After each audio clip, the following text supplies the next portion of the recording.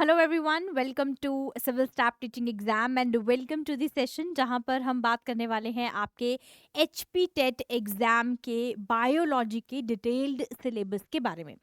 आज हम डिस्कस करेंगे कि किस तरीके से आपको एचपी टेट के लिए प्रिपेयर करना है। टेट एग्जाम है जो आप हर साल देते हैं, कंडक्ट होता है आपका, जिसमें आप क्या करते हैं, टीचर एलिजिबिलिटी टेस्ट के लिए अप्लाई करते हैं और फिर आप टीचर बन जाते हैं। ओके, सो टीचिंग के लिए जो इम्पोर्टेंट चीज़ें होती हैं, देखो अगर आपके कॉन्सेप्ट्स क्लियर हैं तो आप सामने वाले के कॉन्सेप्ट क्लियर करवाएंगे। टीचर एक ऐसी डेजिग्नेशन है जो अपने आप में एक ब्यूटीफुल डेजिग्नेशन है जहाँ पर आप किसी और का फ्यूचर बनाने वाले हैं।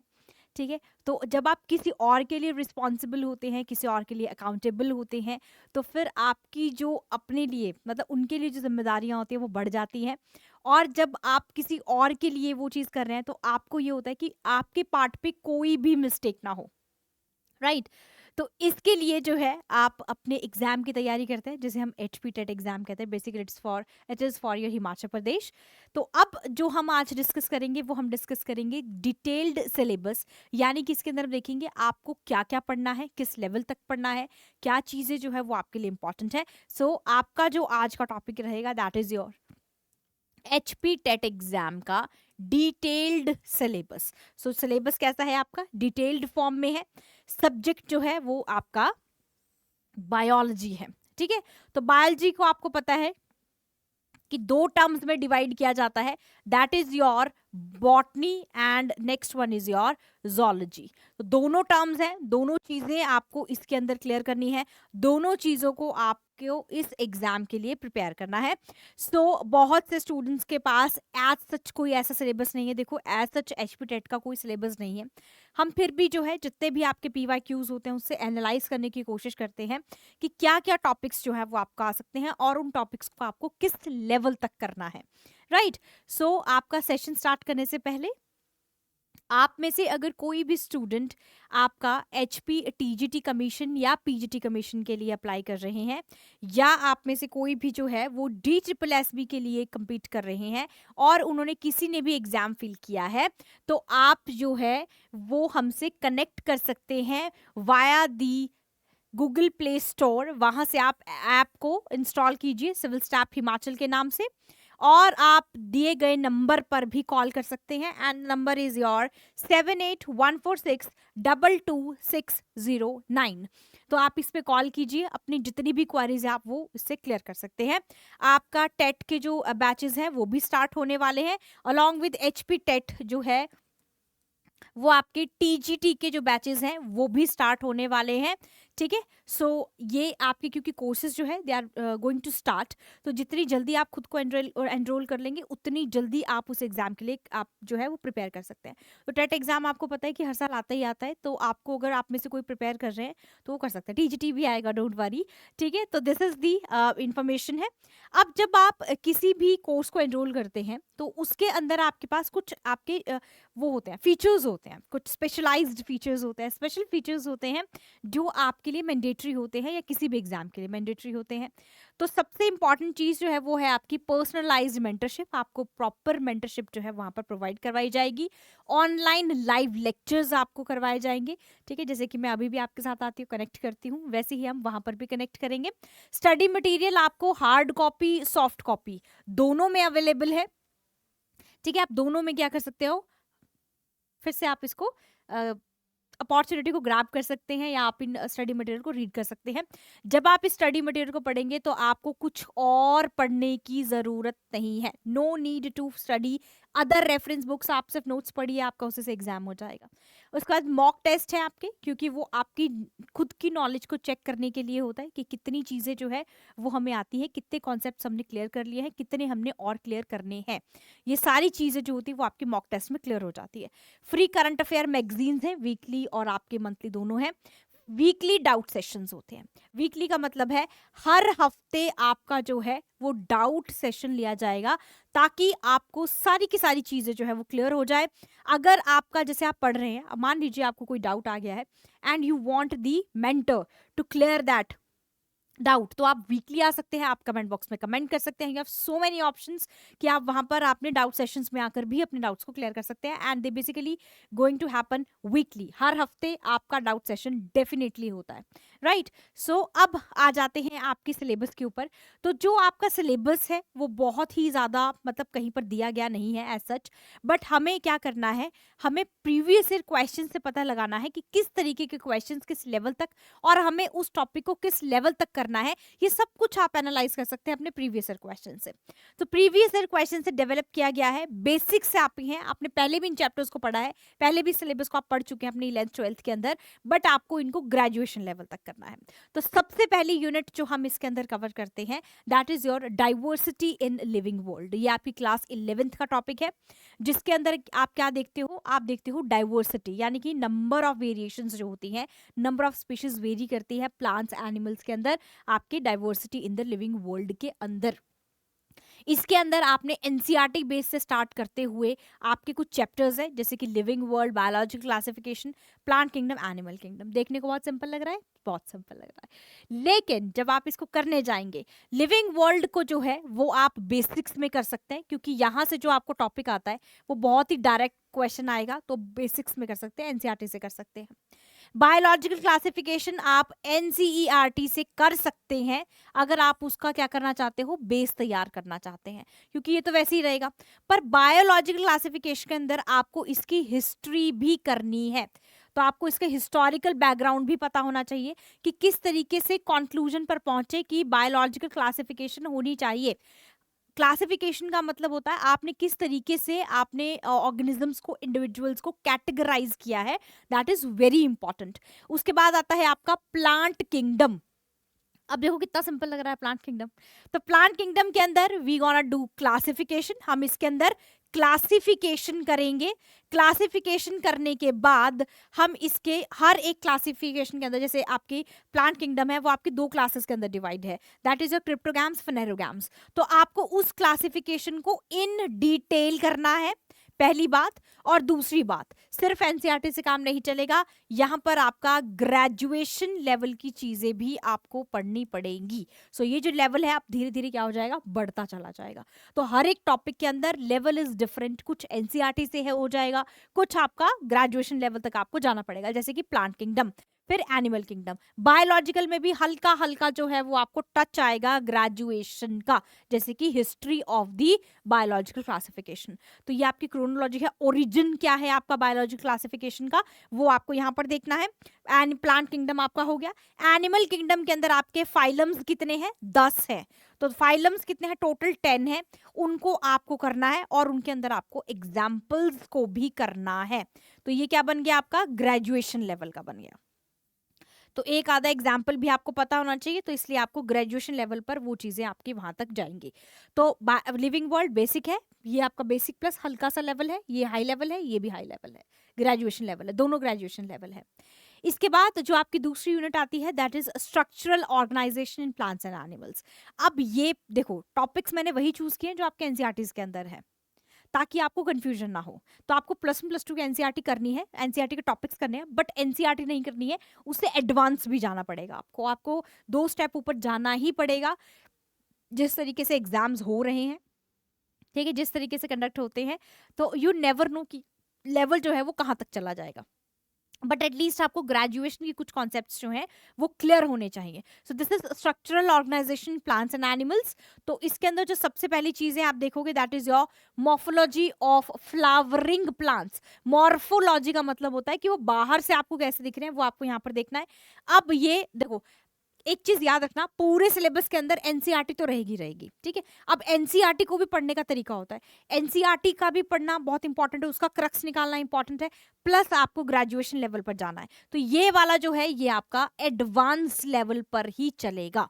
तो ये पूरा यूनिट जो है वो आपका एडवांस लेवल पर चलेगा। फ्लावरिंग प्लांट्स की मॉर्फोलॉजी, फ्लावरिंग प्लांट्स की अनॉटमी, अनॉटमी का मतलब क्या होता है, इंटरनल स्ट्रक्चर्स। तो बाहर से वो कैसा दिखता है, एक्सटर्नल और इंटरनल, दोनों फीचर्स को आपको क्या करना पड़ेगा, एडवांस लेवल पर करना पड़ेगा। एंड व्हेन आई से advance, I mean that I am talking about the graduation level. अब ग्रेजुएशन में से भी इतनी सारी बुक्स आपने पढ़ी होंगी, किस तरीके से फाइंड आउट करेंगे आपकी कौन सी चीज इंपॉर्टेंट है और कौन सी नहीं है। ठीक है, उसके लिए मैं हूँ। ठीक है, so I am gonna tell you each and everything कि कौन सी चीज जो है वो आपको कहाँ से करनी है, कितनी करनी है, किस लेवल तक करनी है, और आपका एग्जाम डेफिनेटली क्रैक होगा। स्ट्रक्चरल ऑर्गेनाइजेशन इन एनिमल्स, तो एनिमल्स के अंदर जो है किस तरीके से बॉडी का स्ट्रक्चर्स है, अर्थवॉर्म, फ्रॉग, ये आपने वैसे वहां पे भी पढ़े हैं, तो आपको इनको ग्रेजुएशन लेवल तक करना है। कॉकरोच, ये सारी चीजें करनी है इसके अंदर। ठीक है, उसके बाद talking about the very important unit जिसको हम सबसे पहले करते हैं, that is unit 3, and the chapter is your and the unit is your cell, that is a structure and functions। Structure और फंक्शन सेल का बहुत इंपॉर्टेंट है। सबसे पहले प्राइमरी लेवल पर आप इसी टॉपिक को हमेशा करते हैं। आई तो ऑलवेज प्रेफर कि हमेशा जब भी बायोलॉजी स्टार्ट करो, always start with the chapter cell. Reason है, अगर आप डाइवर्सिटी से स्टार्ट करते हैं, बहुत सारी ऐसी चीजें होती है जो आपके वहां क्लियर नहीं होती है।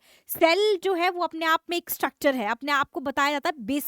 बेसिक जो आपकी फॉर्म है दैट इज सेल। जब आप उसको पढ़ लेते हैं, फिर आपको और चीजें पढ़ना जो होता है वो इजी लगने लगता है। तो आपको क्या करना है, सेल पढ़ना है। इसके अंदर जो टॉपिक्स हैं वो कुछ ऐसे हैं। सेल के अंदर यूनिट ऑफ लाइफ, ठीक है, उसके बाद biomolecule, cell cycle and cell division. देखो कितना सुंदर लग रहा है देखने में, बहुत ईजी है, एनसीईआरटी से कर लेंगे। No, cell unit of life आपकी हाईली एडवांस पर जाएगा, जहां पर आपको ऑर्गेनल्स और उनके फंक्शंस को थोड़ा सा डीपली करना पड़ेगा। बायोमोलिक्यूल्स भी आपका जो है वो एडवांस जाएगा, जहां पर आपको विटामिन्स के ऊपर क्वेश्चंस बहुत आ सकते हैं। सेल साइकिल और सेल डिवीजन जो है वो आपका एडवांस लेवल है। एडवांस लेवल बहुत ज्यादा नहीं है, इसके अंदर आपका एनसीईआरटी जो है वो बेसिक रहेगा, ठीक है, बट एडवांस भी जाएगा। डन। इसके बाद नेक्स्ट यूनिट जो है that is a plant physiology. Plant physiology का मतलब क्या है कि प्लांट्स के अंदर क्या क्या मेटाबॉलिक एक्टिविटीज जो होती हैं उसे हम कहते हैं plant physiology. Study of physio, यानी कि कितनी भी मेटाबॉलिक एक्टिविटीज जो होती है प्लांट्स के अंदर वो यहाँ आएंगी। तो इसके अंदर आती है आपकी photosynthesis in higher plants. Photosynthesis जो है वो किस तरीके से होती है। उसके बाद रेस्पिरेशन और प्लांट ग्रोथ डेवलपमेंट, यानी कि हम यहाँ पर पढ़ेंगे प्लांट हॉर्मोन्स, पीजीआरस बोलते हैं हम इनको, फाइटो हॉर्मोन्स, वो भी आपको पढ़ने के। दिस इज वेरी इंपॉर्टेंट, आपको भी पता होगा, प्रीवियस ईयर क्वेश्चंस पेपर उठाकर देखो आपको समझ आ जाएगा। This part is very important, detail है, क्योंकि इसके अंदर ना अब मॉडिफाइड भी बोल सकते हो आप, कि मॉडिफाइड भी आए हैं आपके पीजीआरस। आपने 5 ही पीजीआर पढ़े, इसके अलावा भी पीजीआर पढ़ेंगे हम, 5 के अलावा भी होते हैं नए वाले पीजीआरस, ठीक है। तो मॉडिफाइड यानी न्यू क्लासेस क्या है उसमें से भी क्वेश्चन आ सकता है। तो ये आपका जो है वो एडवांस लेवल है, इसलिए यहाँ पर करना इंपॉर्टेंट है।